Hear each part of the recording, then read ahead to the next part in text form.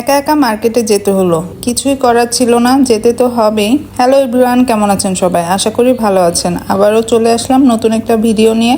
এখন দুপুরবেলা ছেলেকে ভাত খাইয়ে দিচ্ছি। ভাত খাওয়ার সময় এত দৌড়াদৌড়ি করে, সব খাবার মনে হয় সাথে সাথেই হজম হয়ে যায়। তারপর এখানে ময়দা মেখে নিচ্ছি, বিকালের নাস্তার জন্য পুরি বানাবো। এর জন্য আগেই ময়দাটা মেখে রেখে দিব, এতে পুরি বানাতে ভালো হয় আর পুরিটাও ভালো মতো ফুলে। এই তো পুরিগুলো বানিয়ে ফেলেছি, এখন ভেজে নিচ্ছি।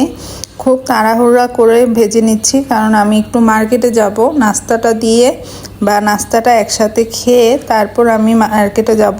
ছোট আর বড় ছেলেকে আমার হাজবেন্ডের কাছে রেখে যাব, আর আমার একাই যেতে হবে। যেতে ভালো লাগছিল না, কিন্তু যাওয়াটা খুবই দরকার ছিল।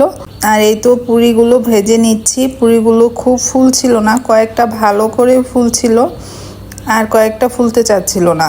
তারপরও পুরিগুলো খেতে খুবই ভালো হয়েছিল।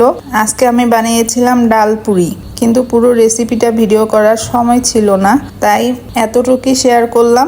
তারপর দেখতেই পারলেন কিছু পুরি ভালোই ফুলছিল আর কিছু পুরি চিপসে ছিল।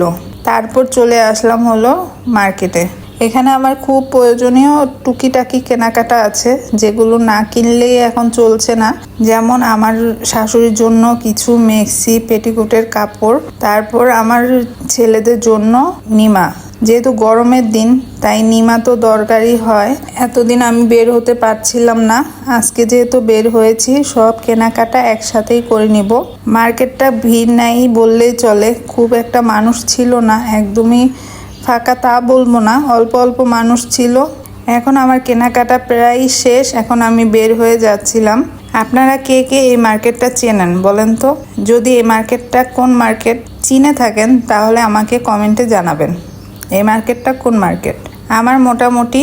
আর এখন পরের দিন দুপুরবেলা আমার ছেলেরা ঘুমাচ্ছে, তাই ভাবলাম তার ফাঁকে কিছু কাজ করে নিই। এই কাজগুলো আমার বড় ছেলেদের সামনে থাকলে করতে পারি না, কারণ এই সুতা সুই নিয়ে টানাটানি করে, ব্যথা লেগে যেতে পারে। এর জন্য ও ঘুমাচ্ছে, তাই এই ফাঁকেই করে নিচ্ছি। এই যে কালকে এই নিমাগুলো নিয়ে এসেছিলাম ছেলেদের জন্য। বড় ছেলের জন্য 3টা আর ছোট ছেলের জন্য 4টা। এই নিমাগুলোর বুতাম বা বাটন যাই বলেন না কেন, এগুলো ভালোভাবে লাগানো থাকে না বা ভালোভাবে সেলাই করা থাকে না, তাই আমি সব সময় চেষ্টা করি এগুলো বাসায় নিয়ে আসার পর আবার ডাবল সিলি দেওয়ার। তাই ভাবলাম এখন সুযোগ আছে, এই কাজগুলো শেষ করে নিই। আজ এ পর্যন্তই। ভালো থাকবেন, সুস্থ থাকবেন। আমার ভিডিওটা যদি ভালো লাগে প্লিজ লাইক কমেন্ট শেয়ার করে দিবেন। আল্লাহ হাফিজ।